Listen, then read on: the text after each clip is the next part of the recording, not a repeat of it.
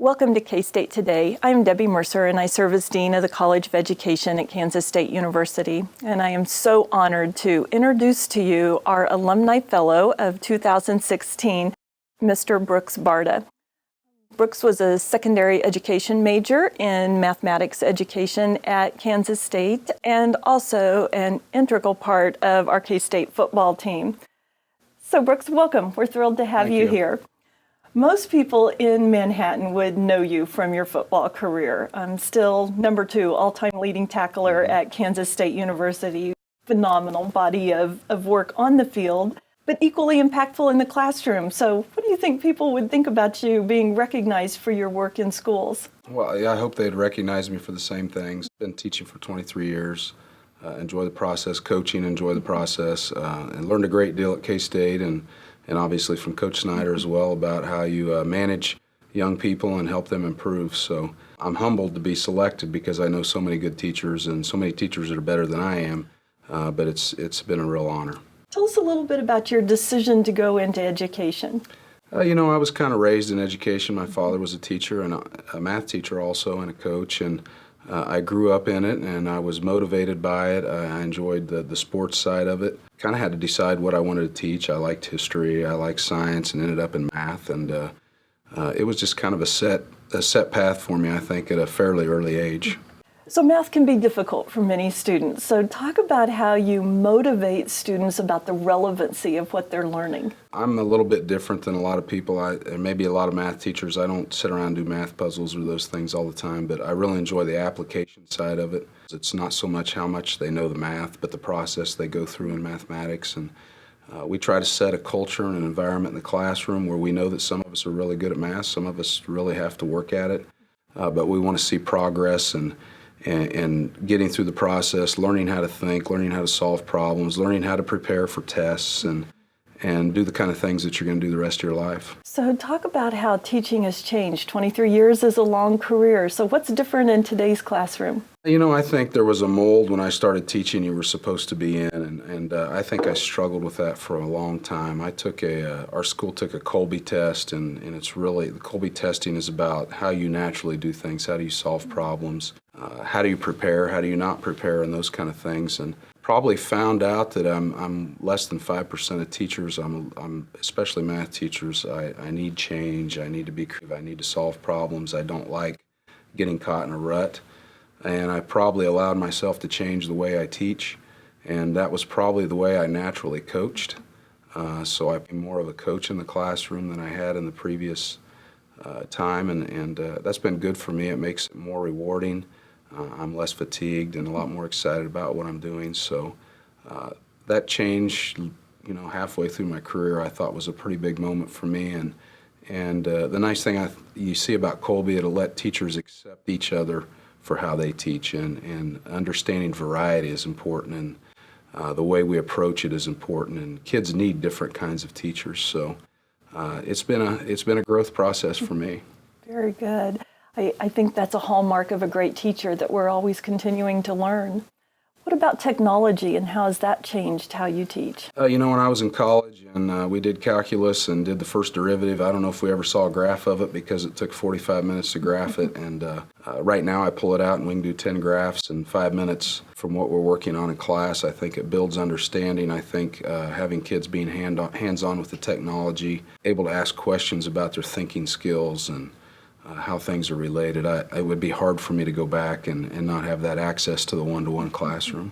You mentioned Coach Snyder, and instilling leadership skills is so important to him, and you've referenced lessons that you try to instill in the students that you're coaching. Well, with Coach Snyder, you have your team goals that he set forth, and I can't remember if it's 16 now or 14. It was different when I played. He's added a couple. 16, I believe. I think it was 14 when he started.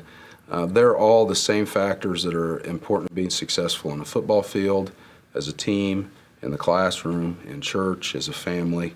And he does an outstanding job of teaching those skills and communicating those skills to his players and coaches and community. I think we really try to do the same thing on our football field, in our classroom. I have a real huge concern with where our state's going in our classrooms and towards activities, because I think those 16-team goals are the soft skills that our kids need to learn and aren't always coming to us with those kind of skills. And I think it's the same opportunity for us to teach those skills. And I was very, very fortunate. It's like getting a Ph.D. in leadership and putting together people and teams and being successful. What are some of the challenges that you face as a coach? Oh, I think, probably one of the biggest things is failure. You just want to see kids do well, and that's not necessarily winning or losing, but you want to see them be committed to each other and committed to learning how to practice and to work harder and to show compassion for each other and become good fathers. So I think some of the challenges in the classroom and the football field and everything else is the failure sometimes. But you can't overlook all the success. And as you're in it longer and longer and longer, you get to meet those kids who are now parents that appreciate what you and your staff, whether it's teachers or coaches, have done for them. And sometimes it takes a while in your teaching career to feel appreciated, and I certainly do. Coaching is often associated with physical education, and so you're breaking that mold by being a math educator.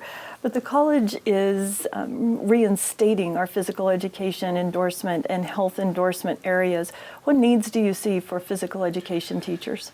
Well, I think we have outstanding physical education teachers in our district and really teach our kids, again, how to work, how to be active, how to break a sweat once in a while and do those things, how to treat their bodies better.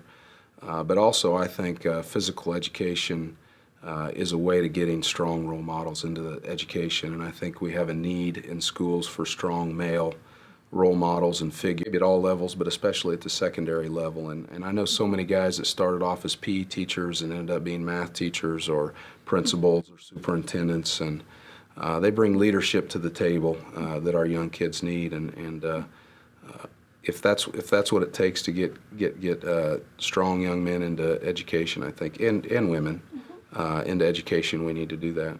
Well, we're living in a time of budget cuts, and so as we look in the future, some of the challenges that may be facing schools because of budgets, and as we look at a new finance formula, what do you say to those that look at sports programs as extras in schools?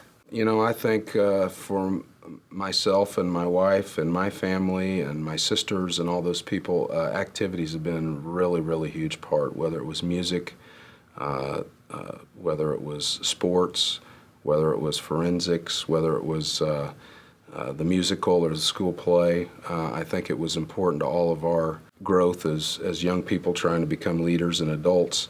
I don't think there's any part of education that's any more efficient than our activities. It's not a big cost. I'm lucky to have outstanding fathers and role models that are bringing up young men in our football program, and the same kind of things are going in our other programs. So I think if you look, it's a pretty efficient way to get a lot of people involved with young people and develop the soft skills that everybody's complaining about them not having.